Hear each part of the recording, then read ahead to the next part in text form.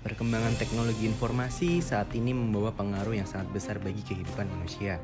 Berbagai kemudahan dalam menjalankan aktivitas menjadi keuntungan yang diperoleh manusia dengan adanya teknologi informasi tersebut. Salah satunya adalah kemudahan di bidang finansial melalui pinjaman online. Pertumbuhan pinjaman online di Indonesia bertumbuh semakin cepat.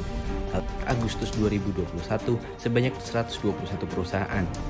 Selain itu, juga terdapat perusahaan pinjaman online ilegal yang juga semakin bertambah jumlahnya.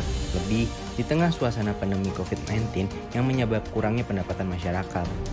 Akibatnya, karena terjepit kebutuhan dana darurat untuk menyambung hidup, tidak jarang masyarakat yang terpaksa mencoba mencari pinjaman. Salah satu kasus permasalahan yang terjadi dialami oleh klien Lembaga Bantuan Hukum Suratis yang merupakan seorang mahasiswi yang data pribadinya disalahgunakan oleh oknum tidak bertanggung jawab. Data pribadinya digunakan untuk melakukan pinjaman uang melalui berbagai aplikasi pinjaman online ilegal. Mohon diceritakan terlebih dahulu kronologi kejadian bagaimana mbaknya bisa terjerat kasus pinjaman online seperti ini, mbak. Baik, 3 bulan yang lalu saya melakukan transaksi jual beli motor gitu. Nah sebenarnya saya punya motor di rumah gitu di daerah asal saya. Di mana, mbak? Daerah asal? Daerah Tulungagung, Jawa Timur kayak gitu. Nah motor itu udah lama nggak berfungsi sebenarnya, tapi akhirnya ada warga desa yang chat saya ingin membeli motor tersebut gitu. Ya saya perbolehkan gitu, cuman kekurangannya di sini saya BPKB-nya itu saya bawa ke Solo gitu. Dan saat itu kisaran tanggal awal Juni lah, kayak itu Juni, dan saya sedang sakit gitu, dan posisi saat itu kan lagi ibaratnya virus yang varian Delta itu lagi banyak menyebar ya kayak gitu di lingkungan masyarakat, dan saya nggak berani pulang gitu, dan itu menjadi alasan saya untuk tidak bisa memberikan BPKB saat itu. Nah saat itu akhirnya setelah membeli ternyata orang itu mau menjual lagi gitu, dan posisinya saya juga masih di Solo, dan akhirnya untuk sebagai jaminan orang itu meminta data saya, data KTP, dan juga foto diri saya bersama KTP tersebut, seperti itu.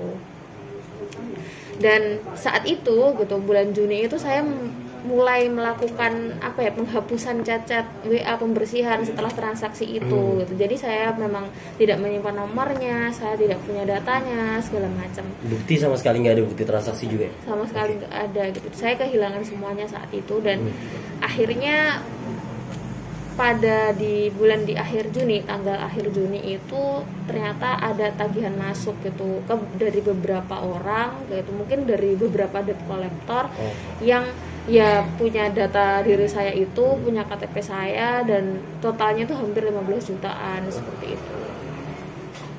Berarti ada di angka 15 jutaan itu dari berbagai pinjol.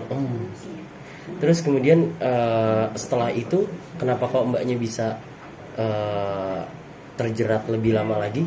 Apakah mbaknya sistem ada tutup lubang gitu, gali lubang tutup lubang gitu? Iya. Nah kesalahan saya di sini adalah seharusnya ketika saya punya kasus yang mungkin bukan saya sendiri yang melakukan, saya seharusnya langsung melaporkan gitu. Cuman jeleknya adalah kesalahan terbesar saya adalah saya malah melakukan pinjaman secara sadar ke pinjaman online yang lain untuk menutup pinjaman-pinjaman tersebut seperti itu, karena mungkin saat itu saya panik, saya kalut, saya udah nggak bisa berpikir apapun. Kira-kira berapa lama tuh, Mbak, dari semenjak tagihannya masuk terus kemudian sampai sekarang berapa lama, dan kira-kira dampak psikis seperti apa yang Mbak rasakan, seberapa tertekannya Mbak, dan kira-kira dampak untuk lingkungan sosialnya Mbak seperti apa? Kejadiannya kurang lebih berarti sampai bulan Agustus ini hampir 3 bulan. Iya. Dan dampak psikisnya adalah ya awal-awal mungkin saya merasa ya udah gitu, karena sistem gali lubang tutup lubang ini bisa berjalan secara lancar gitu, pinjaman bisa masuk, saya bisa menutupi pinjaman itu gitu, benar-benar saya menggunakan uang itu tuh benar-benar untuk menutup lubang itu gitu, sama sekali bukan buat pembelian konsumtif saya sehari-hari seperti itu. Tapi pada akhirnya di hari Minggu, berarti sekitar tanggal 21-22 saat baru kemarin ya, 21-22 saya merasa udah nggak mampu lagi, karena data saya ini untuk mendaftar ke pinjaman itu sudah tidak bisa lagi gitu. Ibaratnya udah nggak bisa, tidak disetujui gitu. Sampai akhirnya saya udah merasa saya nggak mampu untuk membayar itu, dan ternyata ketika saya hitung itu udah hampir 50 juta beserta bunga dan biaya penanganannya seperti itu, dan akhirnya saya konsultasi ke LBH seperti itu. kebanyakan platform pinjolnya ini legal atau ilegal, Mbak?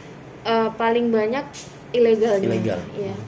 Terus saat penagihan dari debt collector pinjol ilegal ini, apakah mereka menggunakan kata-kata kasar atau seperti apa hingga mbaknya ngerasa tertekan dan terintervensi seperti itu? Iya, sangat menggunakan kata-kata yang tidak sopan dan sangat kasar seperti itu, Mas. Maka saya merasa mungkin sebelum ketemu sama tim dari LBH dan juga konsultasi sama teman-teman, saya merasa sangat depresi dan merasa ingin sangat menyerah saat itu kayak gitu. Dan karena memang dari awal permintaan untuk untuk mereka meminta mengancam saya dengan penyebaran data saya ke seluruh kontak saya kayak gitu, dan ada beberapa buktinya juga gitu. Lalu kemudian mereka juga mengancam membuat grup gitu atas nama nasabah penipu yang menggunakan foto saya dan teman-teman saya yang dimasukin. Terus mereka juga meminta untuk nanti mengancam saya kalau misalkan saya nggak mampu membayar itu dan saya nggak konfirmasi kayak gitu, maka KTP saya itu akan digunakan untuk 10 pinjaman online yang lain kayak gitu. Dan juga mereka mengancam saya akan mengirim barang-barang yang ibaratnya COD dan saya harus membayarnya seperti itu. Dan bahkan ada yang memakai foto saya open donasi kayak gitu. Saya takutnya sampai ya mungkin jual organ segala macam kayak gitu, Mas. Apakah ada ancaman didatangi secara langsung, Mbak, selama ini sejauh ini? Kalau sejauh ini untuk yang ilegal itu ya lewat data sih, Mas. Baru lewat data ya, ancaman tapi memang dilipat gandakan lagi dan sebagainya. Kata-katanya emang yang sangat bikin down banget. Tapi beruntungnya selama ini belum ada yang nyampe datang dan kemudian mengancam secara langsung. Iya, belum sampai. Oke. Jadi begitu kesimpulannya, seberapa bahayanya saat data pribadi kita tersebar. Maka untuk para masyarakat di luar sana butuh sekali edukasi hukum bahwa kita sebagai masyarakat Indonesia harus menjaga data pribadi kita secara ketat agar tidak disalahgunakan oleh orang lain, karena dampaknya bukan hanya kepada dampak fisik tapi justru malah yang lebih parah adalah dampak psikisnya. Gitu teman-teman, sekian dari saya. Kurang lebihnya mohon maaf. Wabillahi wabarakatuh.